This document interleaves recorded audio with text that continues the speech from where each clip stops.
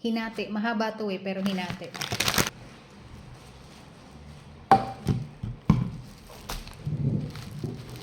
Mag-lunch ulit tayo. Rice. Oh. Shawarma. Let me show you. Ayan. Ayan. Ayan siya. Hinati. Mahaba to eh, pero hinati. Ayan pa yung isa. Ayan. Para siyang burrito, pero hindi siya burrito. Ito yung lasa. Ayan. Haba na ng bangs ko. Thank you, Lord. Amen.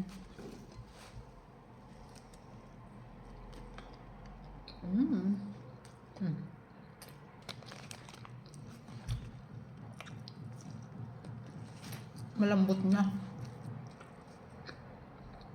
Masarap siya. Pero hindi ko siya masyadong favorite.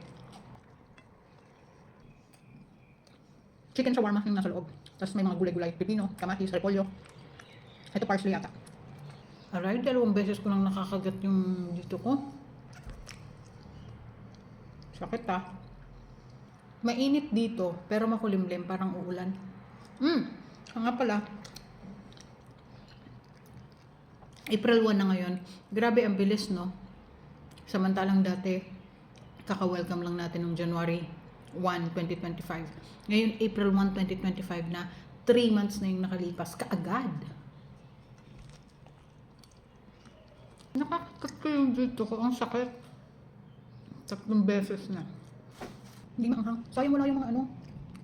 Minsan may mga kasama itong ano eh. Mga pickles. Pickles na sili. Pickles na pipino. Wala. The second one.